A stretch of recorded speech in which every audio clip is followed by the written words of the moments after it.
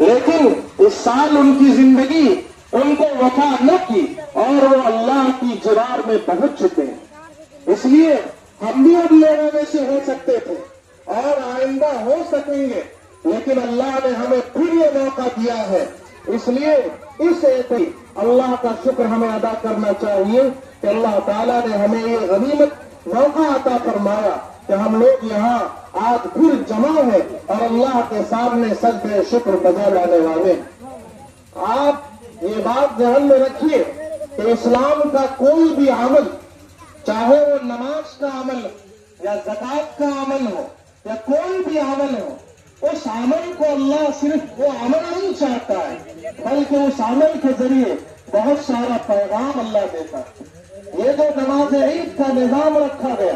ہم اس نماز کو اللہ کے گھر مسجد میں بھی ادا کر سکتے تھے اور وہیں ادا کرنا بہتر معلوم ہوتا ہے، اس لیے کہ روئے زمین پر سب سے مقدس ترین جگہ وہ اللہ کا گھر ہوتا ہے۔ لیکن اللہ کی حکمت ہے کہ نہیں، اجتماعیت کا مظاہرہ کرو، اپنی شوکت کا مظاہرہ کرو، اپنی محبت کا مظاہرہ کرو، اپنے سینے کو کینے سے پاک کرو اور سب آسمان کی چھت کے نیچے ایک کھلے میدان میں جمع ہو اور میرے سامنے اس بات کا اقرار کرو کہ جس طریقے سے تم صفوں میں ساتھ ہوتے ہو، جس طریقے سے تم ایک امام کے پیچھے نماز پڑھتے ہو، اس کی تکبیر کی تم اتباع کرتے ہو، اسی طریقے سے تمہارے لیے ضروری ہے کہ اپنی زندگی میں اجتماعیت کو قائم رکھو۔ ہر وہ کام جو فتنے کو جنم دینے والا ہو، ہر وہ کام جو غلط منصوبے کو جنم دینے والا ہو، اس کام سے بچو۔ یہ اجتماعیت، یہ لوگوں کا جمع ہونا، یہ اس بات کی دعوت دیتا ہے کہ ہم لوگ آپس میں محبت کے ساتھ، اخوت کے ساتھ، جس محبت کا اظہار نبی پاک صلی اللہ علیہ وسلم نے اپنے عمل سے ثابت کیا ہے، اپنی زندگی میں ظاہر کیا ہے۔ اس لیے پہلی چیز تو یہ تھی کہ ہم لوگ یہاں شکرانے کی ادائیگی کے لیے جمع ہوئے ہیں، اور دوسری چیز جو نماز عید کا پیغام ہے، ہمارے اس اجتماع کا پیغام ہے، وہ یہ ہے کہ ہر مسلمان اخوت ایمانی کے ساتھ، محبت کے ساتھ، ہمدردی کے ساتھ جینے کا مزاج پیدا کرے۔ دوسروں کے خلاف منصوبے بنانا، دوسروں کی عزتوں سے کھلواڑ کرنا، دوسروں کے خلاف ناپاک سازشیں رچنا، دوسروں کی عزتوں کو تار تار کرنے کی میٹنگیں کرنا، یہ ساری چیزیں ہماری اس اجتماعی زندگی کے خلاف ہے۔ اگر ہم یہاں جمع ہیں اور اللہ کے حضور جمع ہے، اللہ کے سامنے اپنے اس نعمت کے شکرانے کے لیے جمع ہے، تو ہمیں یہ نماز عید یہ پیغام دیتا ہے کہ مسلمانوں، قرآن کہتا ہے لقد كان لكم في رسول الله اسوة حسنة، کہ نبی پاک صلی اللہ علیہ وسلم نے جو محبت کا پیغام دیا ہے، پوری تاریخ پڑھیے۔ جب نبی پاک صلی اللہ علیہ وسلم ہجرت کر کے مکے سے مدینہ تشریف لے گئے تو آپ نے جو ایک محبوب عمل کیا وہ مواقعات کا عمل۔ مواقعات عربی کا لفظ ہے، یعنی جو رشتہ دار نہیں تھے،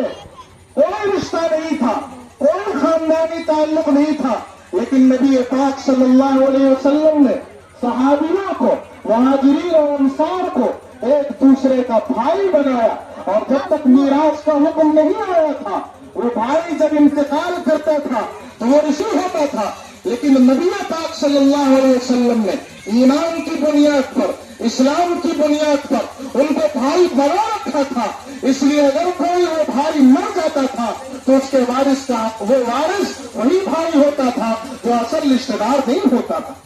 اس لیے نماز عید کا یہ پیغام ہے میرے بھائیوں کہ اپنے سینے کو کینے سے پاک کیجیے اور اپنے اندر سے حسد کو، اپنے اندر سے بغض کو ختم کیجیے۔ یہ پیغام آپ کو معلوم ہے، آپ کو معلوم ہونا چاہیے کہ جو شخص کینا پایا رکھتا ہے، علماء لکھتے ہیں کہ یہ کینا ایسا سانپ ہے جس سانپ کے زہر سے ہر کیڑا پرور انسان روزانہ دفع جاتا ہے، اس کی رات بے قراری میں گزرتی ہے، اس کے دن بے قراری میں گزرتے ہیں، اور اسی فتنہ پروری میں نقصان پہنچانے والی زندگی گزارتا ہے۔ اس لیے پہلا پیغام میرے بھائیوں عید کا یہ ہے کہ ہم لوگ آپس میں وہی محبت کا اظہار کریں، وہی ہمدردی کا اظہار کریں، वही दूसरे के साथ गमखारी का इजहार करे जो नबी पाक सल्लल्लाहु अलैहि वसल्लम ने खुद अपनी जिंदगी में करके दिखाया। आपको मालूम होना चाहिए, वो रिवायत बड़ी मशहूर है, हम लोगों के सामने वो आती रहती, लेकिन असल ये है, तकरीरों का हासिल ये है, खुतबों का हासिल ये है कि हम अपनी जिंदगी में अमल का जज्बा पैदा करें। हजार लंबी तकरीरें होती रहे, लेकिन अगर अमल का जज्बा न हुआ, कौमों के अंदर गैरत पैदा न हुई, अगर वो अपने आप को मुसलमान बनाकर न जी सका, तो ऐसी तकरीरें ये ज़ाया हो जाती रहती है। इसलिए मेरे भाइयों, वो हदीस मशहूर है कि नबी पाक सल्लल्लाहु अलैहि वसल्लम ने फरमाया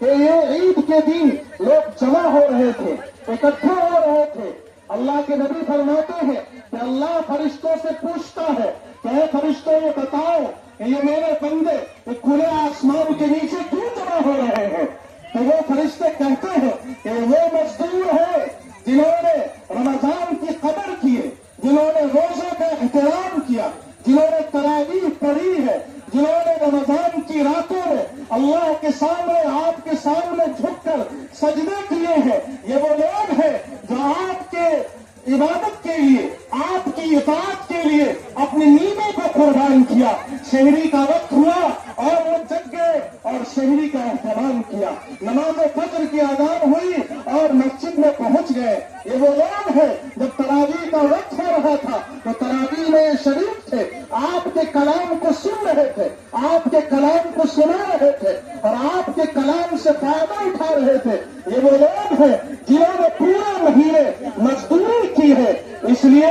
ऐसे लोग मजदूरी के लिए जमा हो रहे हैं। अल्लाह फरमाता है, नबी पाक सल्लल्लाहु अलैहि वसल्लम की रिवायत है, अल्लाह फरमाता है कि मेरी इज्जत की कसम, मेरे जलाल की कसम, मेरे बुलंदी मर्तबा की कसम, आप जितने लोग इस आसमान के नीचे जमा है, मैं उन सब लोगों को अपनी तरफ से मग़फ़िरत का और बख्शिश का परवाना जारी करने वाला हूँ। इसलिए मेरे भाइयों, दूसरी गुजारिश ये है कि हम लोग यहाँ जमा है, जब हम अल्लाह के सामने हाथ उठाएंगे, जब हम दुआ करेंगे, तो हम अल्लाह से कहेंगे कि अल्लाह, रोजों का हक अदा न कर सके हम, आपके इस मुबारक महीने जिसमें आपने नेकियों की सेल लगा दी थी, जिस तरीके से कीमतों को बढ़ाने के लिए लोग बाजारों को खराब करते हैं, लेकिन आपने तो सवाब को बढ़ा दिया, लेकिन अमल को कम दिया है। आपने नेकियों की सेल लगाई, लेकिन हम नेकियों की कदर न कर सके। हमने रमजान की रातों को जाया किया,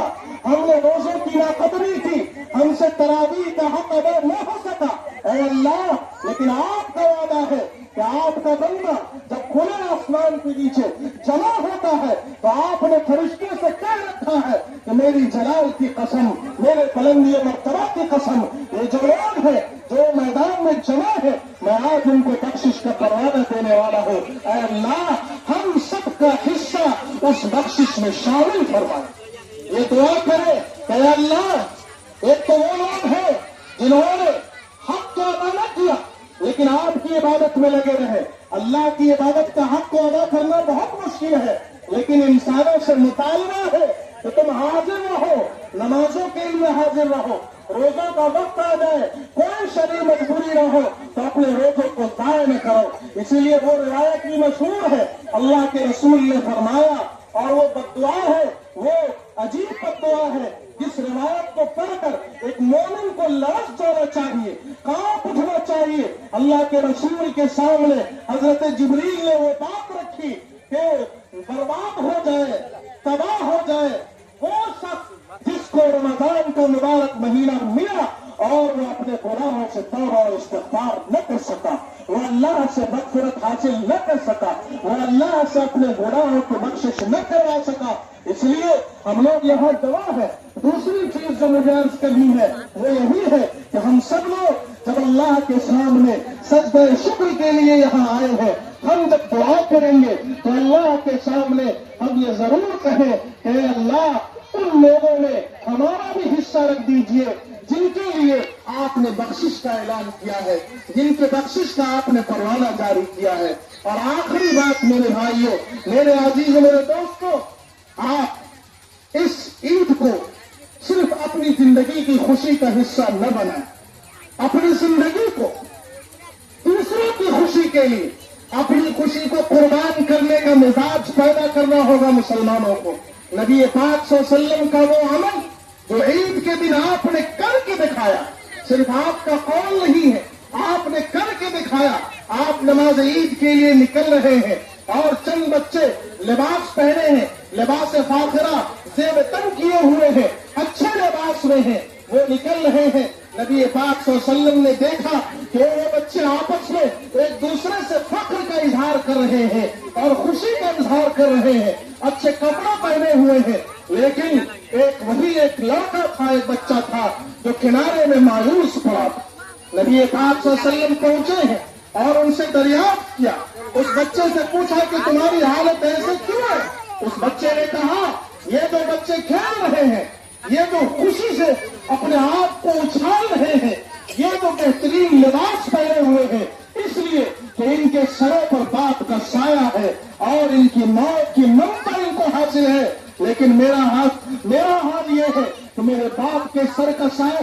میرے سر کا سایہ اٹھ چکا ہے، میرے والد انتقال کر چکے ہیں اور میری والدہ بھی انتقال کر چکی ہے، جوار رحمت میں جا چکی ہے۔ نبی پاک صلی اللہ علیہ وسلم عیدگاہ جانے سے پہلے لے جاتے ہیں اپنے گھر اور اماں عائشہ سے کہتے ہیں کہ ان کو نہلاؤ، اور اس کے بعد اپنی نور نظر لخت جگر حضرت سیدہ فاطمہ الزہرا رضی اللہ عنہا سے کہلا بھیجا کہ آپ کہیے کہ حسن و حسین کا کوئی کپڑا ہو تو ان کو لا کر دیجئے۔ حضرت سیدہ فاطمہ الزہرا رضی اللہ عنہا اپنے بیٹے حضرت حسن کا کپڑا وہاں بھجواتی ہے۔ نبی پاک صلی اللہ علیہ وسلم نے نہلا کر کے وہ لباس پہنایا ہے اور جو بہترین جملہ فرمایا وہ جملہ اصل بتلانا ہے۔ نبی پاک صلی اللہ علیہ وسلم نے فرمایا کہ اے میرے بچے، تم یہ بتاؤ کیا تم یہ نہیں چاہتے ہو کہ نبی تمہارے باپ ہو جائے اور عائشہ تمہاری ماں ہو جائے؟ اور اس طریقے سے ان کو لے کر کے پہنچے ہیں۔ میرے بھائیوں، یہ واقعہ بتلاتا ہے کہ ہم لوگ اس موقع سے ہم خانی کا جذبہ پیدا کریں، محبت کا جذبہ پیدا کریں۔ اللہ تعالیٰ ہماری اس عید کو قبول فرمائے، ہمارے اس جمع ہونے کو قبول فرمائے۔ وآخر دعوانا الحمدللہ رب العالمین۔